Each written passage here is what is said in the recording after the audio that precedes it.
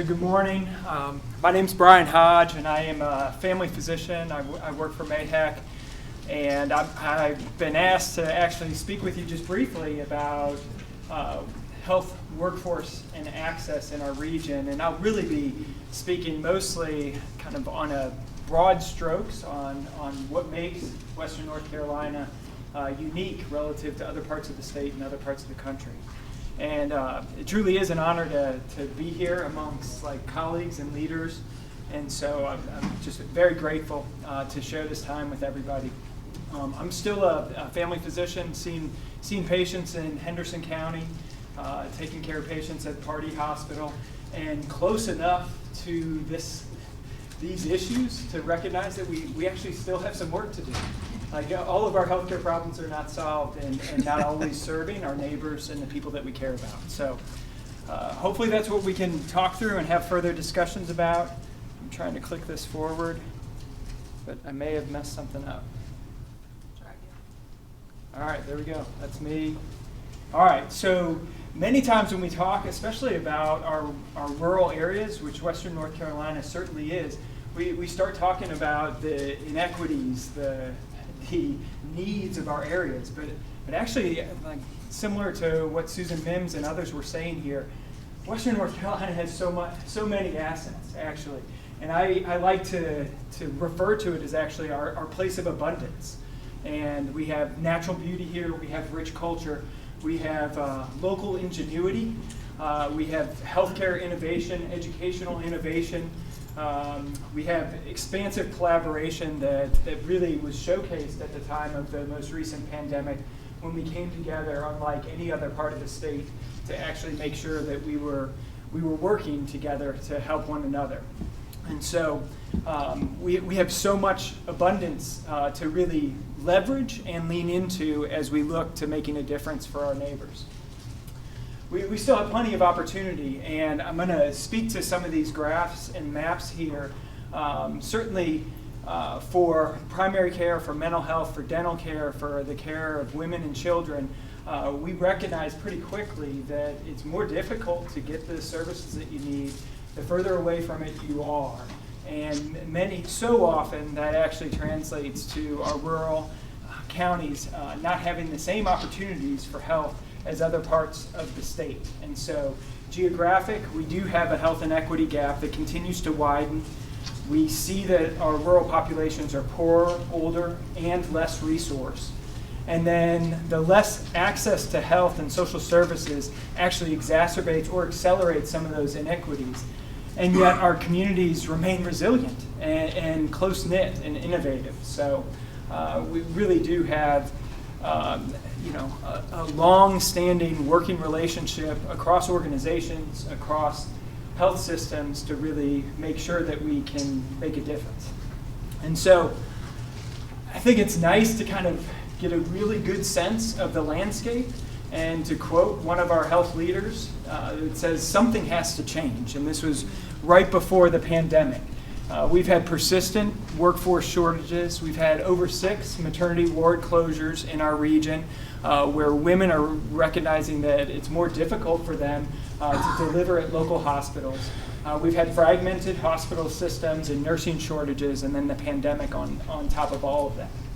And so it's nice to ground ourselves in actually what's truly desired and wanted, and really I think we all want the same thing, regardless of where we're sitting. We want all people in Western North Carolina to have access to comprehensive, high-quality, affordable health care provided by clinicians who actually identify with the culture of the people that they serve.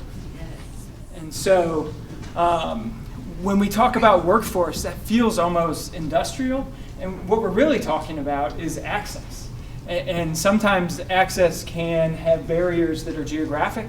Sometimes access can actually have barriers because of stigma and distrust and racism, for that matter. And so as we look at primary care, I really like this map because the darker areas demonstrate not only where there are shortages in healthcare providers for primary care, but also actually where there are inequities and worse health outcomes.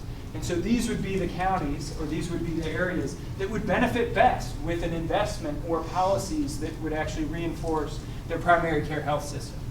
And so we have this data. Like many times we say, well, gosh, where do we start? I think we actually, due to the work of the health network and many of our leaders, we actually have data at our fingertips that really can help us target where we can make the biggest difference, where we have some resources, and where there is the greatest need. And so at the county level, we can even dive down into where the need is primary care, where the need is dentistry, behavioral health, pharmacy, and really figure out, okay, well, if we were to actually enhance our workforce, these would be the counties that we would get the best bang for the buck investing in. And so this is important because primary care clinicians really develop long-term relationships with patients and coordinate care. This maintains health. This also prevents and manages serious diseases. And there's an economic impact when we look at costs within the system, but also an investment in primary care is an economic investment in those local neighborhoods. And NCIOM has long detailed all the evidence behind the strategies that make the most sense. And so it's clear that also you can't do this overnight. And so this is a long game. To speak to some of the points that Amy Russell was making, really what we'd like to see is we'd like to see our children and the next generation that are from our neighborhoods and look like us and know our culture, being able to be afforded the opportunity actually and the educational enforcement to actually be able to see through their dream to become a health professional and then return to those areas. So get the right students into health professional careers, provide local mentorship and support, nurture and make sure that our places where we are providing care are actually places that allow training and promote and embrace training. Foster the community engagement to make sure that actually the way in which we train people and the way in which we support our primary care workforce actually is involved and intertwined with the communities that we serve, and actually promoting enduring careers for people that are living in our neighborhoods and taking care of their neighbors. And so there's no shortage of policy implications. We definitely will see in upcoming years, opportunities to support primary care access, support and evaluate what a primary care minimum spend would look like, really recognize that our rural areas are unique because they are often lacking many of the critical and community services that are actually outlined in some policies that are very much more urban-centric. And then embracing social accountability for training and really look for opportunities to have learning in the locations where we need the workforce the greatest, and then recognizing as we go along that healthcare really is an investment in our local economies. And so hopefully this gives us food for thought, and then I think I'm going to turn it over to Dr. Hathaway to talk about nursing issues. Thank you. Thank you. Thank you, Brian. That was an excellent summary and sets up a lot of the background for what I want to talk about. A couple of caveats. Number one, thanks to all the legislators for joining us. I do not envy your task. I think about the breadth and depth and scope of what you're asked to provide legislation on. I think about how complex healthcare is and how little I really understand of all the complexities, having been in it for 4 years, and you're asked to make legislation, so thank you. The most important thing today will be you establish relationships with us so you can call us when there's challenges and other issues you need to address. The second thing I want to call out right away is I feel it's embarrassing to be up here talking about the nursing shortage when we have Caitlin and Laura and Evan and others in the room and Heather who really are far better experts than I. I come at it from a place where I was the chief medical officer of Mission Health System and then part of HCA. We hired more nurses than anyone in the entire country at HCA. And so I have an experience from it that way, but I want to acknowledge and recognize that and the people who do the work. All right. So there's a nursing shortage. That shouldn't come as a surprise to anybody. It stems in large part out of the Great Resignation, but before the Great Resignation. If you look at this graph on the left here, you'll see that since 2009, these are the numbers of people who quit their job in a given month. Over time, we've been seeing the newer generations, younger folks, much more willing to move in the workforce. We've seen a rise in quitting jobs, and then wham bam, the pandemic hits, people stay in their jobs, and then we get a rebound with many, many more people quitting for a host of different reasons. That's across all different sectors. The second most frequent place this occurred was in healthcare and social assistance. In food services was higher for obvious reasons. Those jobs have much more mobile workforce. When you look at the national nursing workforce over time, what we see is something really interesting. We saw doubling in the workforce. The blue line here is the number of nurses in the country since 1982. I know the numbers are small, and you'll see an inexorable and pretty linear rise up until 2021. And then for the first time ever, we saw an absolute decline in the number of nurses. It was 100,000 person decrease in our country. It was a 1.8% decrease. And if you compare that to what was predicted, it was actually over 200,000 nurses that we were shorter in the workforce, or 6.2% decrease. Many of those nurses went from hospital-based care into the outpatient arena, but there was an absolute decline overall. The workforce is getting older. The average age of an RN, according to the American Association of College of Nurses, is 52 years old. 52 years old, and you know how hard that work is. It is hard work. And 19%, I was stunned by this number, 9% of the workforce is greater than 65 years old. And what you see is in these orange and it's going to take too much time, but in the orange and the gray bars here, that's the older workforce. Much, much more of our workforce is in the older population than the orange, which is less than 35 years of age. That's a problem. We're getting older. The nurses are getting older. There's going to be fewer of us to care for us as we get sicker. There's this great website, the NC Nursecast. It's on the slide set. You can't see it on this slide, but we'll have that reference for you, where the Shep Center put together predictions of working nurse force supply and demand. This is 2019 when they started this, pre-pandemic, and they estimated a 12,500 nursing shortage for RNs and a 5,000 for LPNs in our state. If you look at where that deficit occurs, it's predominantly in hospitals, but it's also very much in nursing homes, extended care facilities, and assisted living facilities. And then for LPNs, and whom really are the backbone of a lot of the hard work that happens in our acute care facilities, there'll be a 31% shortage in hospitals and a 50% shortage in the extended care facilities. If you look at the forecast, there are many scenarios which we're all aware of that are likely to increase the shortage. COVID is not the least of them, okay? Harder working forces and what I call the run on the bank phenomenon. When nurses leave, work gets harder, longer shifts, less support. Who wants to stay in that? More people leave, and it's a terrible cyclic cycle that we're looking at. But it could change the numbers. I won't run through all this. You'll have that to look at, but you can see what can happen if more leave in 2 years, if more leave in 5 years, et cetera. It just gets more daunting for us. And then if we can keep people in the workforce, even if we keep people in the workforce, okay, how do we keep them? Better retention, bring more people into the workforce if we graduate more people, or if we, that's actually a duplicate, ignore that there. If we can graduate more people or keep them in, it doesn't solve the problem, okay? We're still gonna have this problem. It was pre-existing. So this is an absolute chart. The blue line is Western North Carolina, and the orange line is that NC Nursecast data showing that we'll be, by 2033, we'll be 10%, 11% under what we need in the state, and about 8 or 9% out here in Western North Carolina on the supply side. One of the problems that we have is not just retention. The problem is not just new nurses going into the field. There's a problem with getting nurses trained.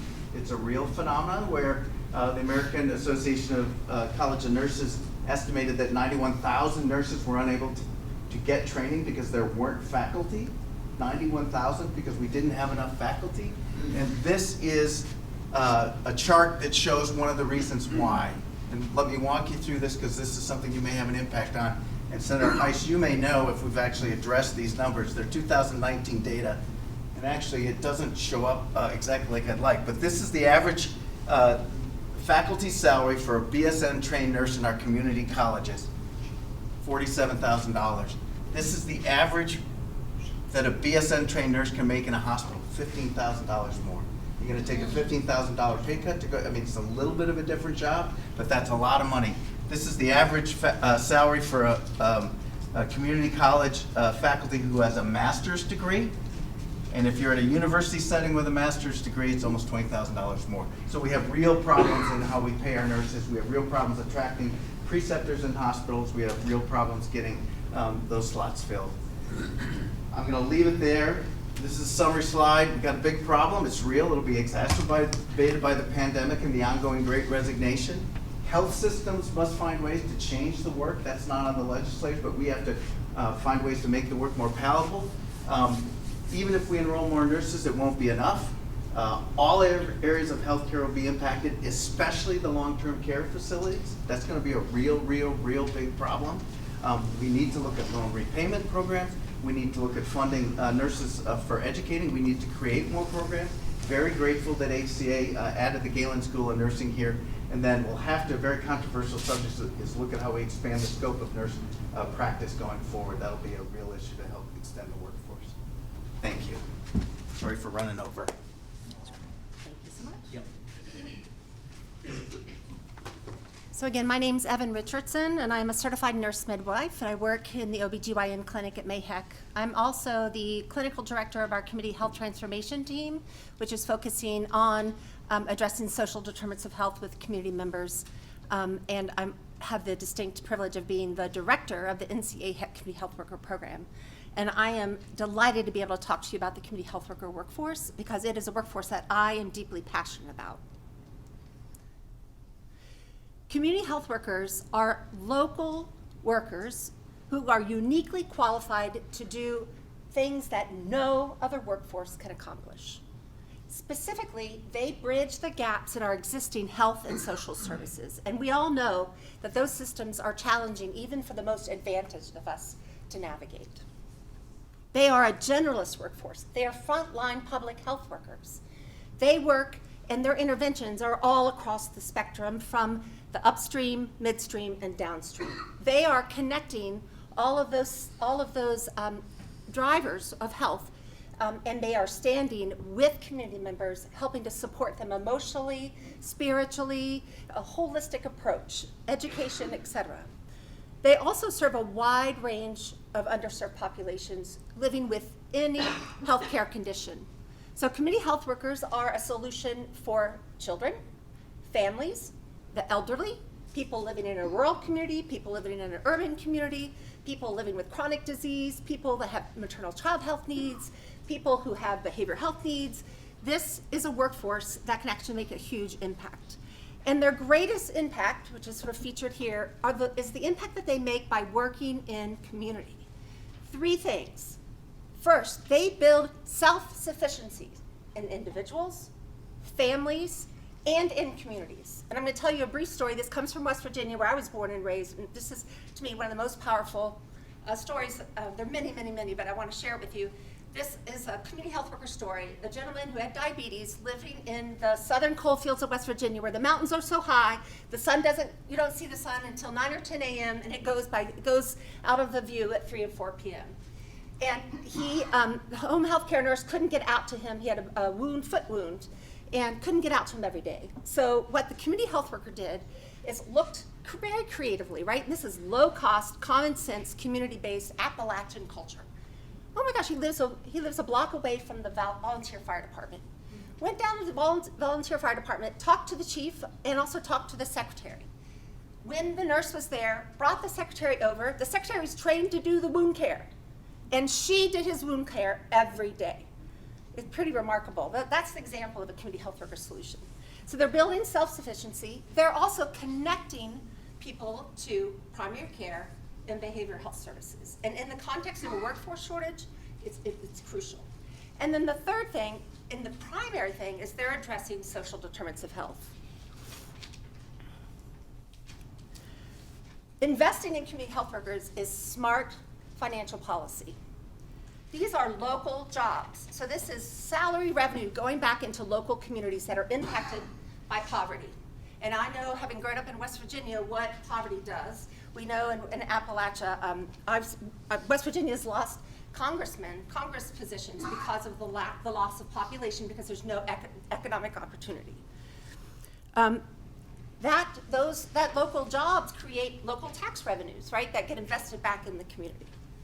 The other thing that I want to talk about is that community health workers actually can connect individuals to existing financial programs that we know are underutilized. So we're talking about SNAP and WIC and housing vouchers and Medicaid and other like job retraining services. So it's good financial policy. And then there's so much literature out there that talks about the savings that community health workers generate in the Medicaid system. And when we're talking about expanding Medicaid, it's really important to recognize that if you look at the 2019 Medicaid and health choice expenditures, the savings that community health workers can generate more than pays for the workforce, and it leaves revenue to be reinvested back in the system. So I want to let you know that investing in community health workers, it actually, because of that local presence, do you think that community in West Virginia, they got it? Like, they got, the impact was local, they could feel it, they could touch it. You're actually investing in ensuring that taxpayer dollars are used well.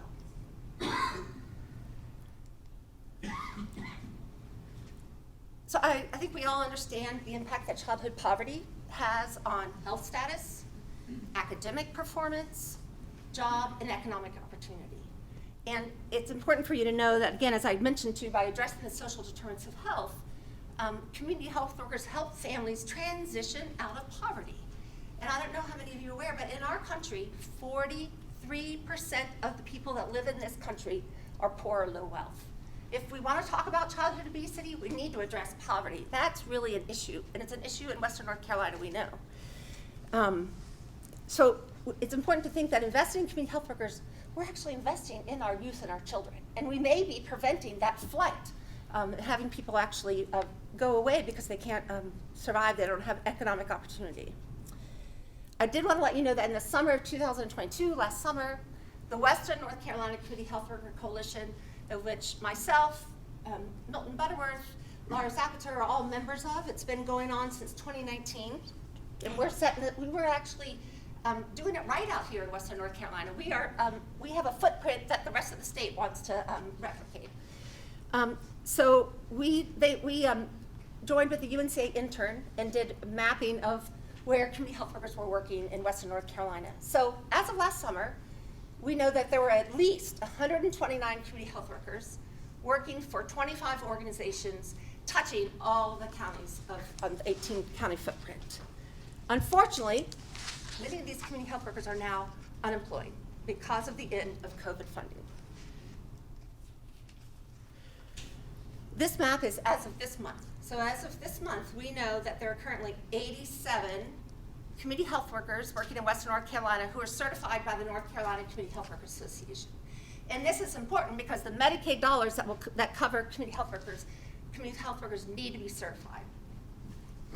When we think about the need that has been talked about today and what you know to be true, we know that this is not a sufficient workforce. And I think HRSA has done some analysis of what that workforce needs to be. And they would say that for a rural population that's underserved, we need one community health worker for every 4 people. Like, this is a workforce that needs to increase significantly. And I want to leave you with some policy opportunities. And there are 4 things, and these are evidence-based. This is what we've learned from other states that have been implementing community health worker programs. First and foremost, please support and work with our Community Health Workers Association. And Honey Estrada is here. I encourage all the legislatures that are here to please meet and speak with Honey. We also learn about and inform others about community health workers. One of the biggest drivers of really implementing community health workers well, and actually there being support for sustainability funding, is not knowing who they are and misinformation about who they are. And I think I have to tell you, I'm a nurse, and I get concerned. I hear a lot of nurses saying, we can't fund community health workers. They're gonna compete for our jobs. That is not true. We need to actually be informed. And the last 2 are you need to invest not only in the workforce, but you need to invest in training and technical assistance. And that training and technical assistance needs to impact community health workers, their employers, which are the community-based organizations and the systems, the supervisors, the other members of the team, and system leaders. And then lastly, we need braided funding. We can't have just one payer for all the community health workers. And there's so many systems that benefit from community health workers outside of healthcare. Schools, public safety, labor, workforce development. So as legislatures, you can bring those systems together. They all benefit. They should all be contributing to the payment. Thank you.